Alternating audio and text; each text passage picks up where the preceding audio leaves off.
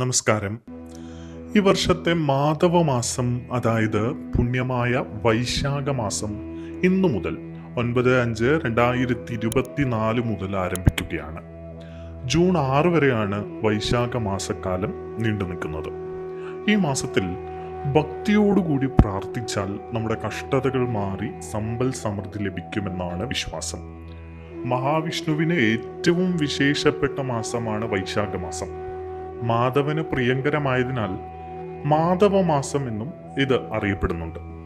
ഈ മാസം മുഴുവൻ ഭഗവാൻ ലക്ഷ്മി ദേവിയോടൊപ്പം ഭൂമിയിൽ സന്നിഹിതനായിരിക്കുമെന്നാണ് വിശ്വാസം. മലയാള മാസമായ മേടത്തിലെ അമാവാസി കഴിഞ്ഞ് അടുത്ത ദിവസം മുതൽ ഇടവമാസത്തിലെ അമാവാസി വരെയുള്ള ഇടവേള കാലമാണ് നമുക്ക് വൈശാഖ മാസമാകുന്നത്. മേടത്തിലെ കറുത്ത വാവിനും ഇടവത്തിലെ കറുത്ത വാവിനും ഇടയിൽ വരുന്ന ഈ കാലത്തെ വെളുത്ത വാവിനെ അതിവിശേഷമായ ചിത്രാ പൗർണമിയായാണ് വിലയിരുത്തുന്നത്. നരസിംഹം, ബലരാമൻ, പരശുരാമൻ എന്നീ അവതാരങ്ങൾ ജന്മമെടുത്ത പുണ്യമാസം കൂടിയാണ് വൈശാഖ മാസം. അതുകൊണ്ട് വൈശാഖ മാസത്തിൽ കഷ്ടത അനുഭവിക്കുന്ന ആളുകൾ മാധവനെ ഭജിച്ചാൽ, മഹാവിഷ്ണുവിനെയും ലക്ഷ്മി ദേവിയെയും ഭജിച്ചാൽ വളരെയധികം ഗുണങ്ങൾ നമുക്ക് ഭഗവാനും ദേവിയും തരും എന്നാണ് വിശ്വാസം. ഈ മാസത്തിലാണ് പേരുകേട്ട പുണ്യമുഹൂർത്തമായ അക്ഷയ തൃതീയ ദിനം കൂടി കടന്നു വരുന്നത്. മഹാവിഷ്ണുവിൻ്റെയും ശ്രീകൃഷ്ണന്റെയും മഹാക്ഷേത്രങ്ങളിൽ ദർശനം നടത്തുന്നത് ഈ മാസത്ത് അത്യുത്തമമാണ്. അതുകൊണ്ട് തന്നെ ക്ഷേത്ര ദർശനങ്ങൾ പരമാവധി നടത്താൻ നിങ്ങൾ ശ്രദ്ധിക്കുക. തുളസിമാല, പാൽപായസം, വഴിപാട് എന്നിവ അപൂർവ ഐശ്വര്യങ്ങൾ പ്രദാനം ചെയ്യും എന്നാണ് വിശ്വാസം.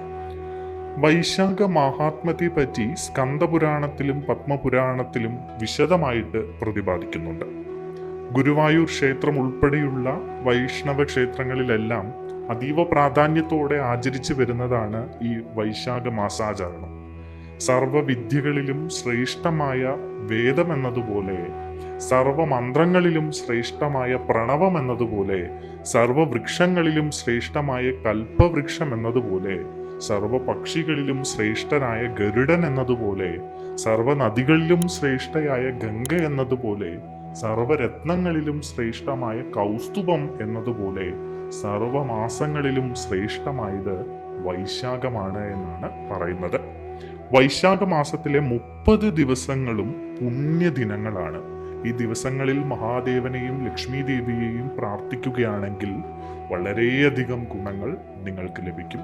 മഹാദേവന്റെയും ലക്ഷ്മി ദേവിയുടെയും ക്ഷേത്രങ്ങൾ സന്ദർശിക്കുക, പ്രത്യേക പൂജാതി കർമ്മങ്ങൾ നടത്തുക, ഭജനയിരിക്കുക തുടങ്ങിയ കാര്യങ്ങളൊക്കെ നിങ്ങൾക്ക് ചെയ്യാവുന്നതാണ്. വൈശാഖത്തിലെ സ്നാനം, ദാനം, വിഷ്ണു പൂജ എന്നിവയുടെ മഹിമ വ്യക്തമാക്കുന്ന നിരവധി കഥകൾ പത്മ, കന്ദസ് പുരാണങ്ങളിൽ നമുക്ക് കാണാൻ കഴിയുന്നുണ്ട്. വൈശാഖത്തിൽ പ്രഭാത സ്നാനത്തിന് വളരെയധികം പ്രാധാന്യം കൽപ്പിച്ചിട്ടുണ്ട്. മഹാവിഷ്ണു പ്രീതി നേടാൻ വൈശാഖ സ്നാനത്തിന് തുല്യമായ മറ്റൊരു പുണ്യകർമ്മം ഇല്ല എന്നാണ് പറയുന്നത്.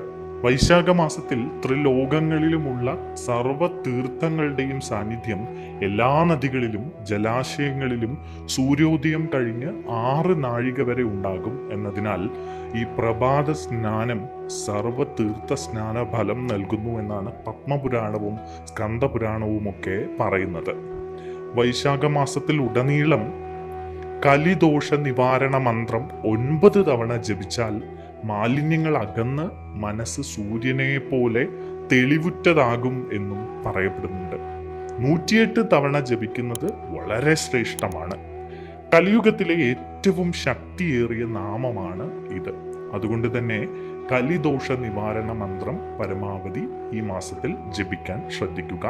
ഹരേ രാമ രാമ രാമ ഹരേ ഹരേ, ഹരേ കൃഷ്ണ കൃഷ്ണ കൃഷ്ണ ഹരേ ഹരേ എന്നും നിങ്ങൾ ഈ മാസത്തിൽ ചൊല്ലുക. ഇതെല്ലാം തന്നെ സർവ ദോഷങ്ങളും തീർത്ത് വൈശാഖ മാസത്തിന്റെ പുണ്യം നിങ്ങളിലേക്ക് എത്തിച്ചു തരും. അപ്പോൾ ഈ വീഡിയോ അവസാനിപ്പിക്കുകയാണ്. അടുത്ത വീഡിയോയിൽ കാണാം.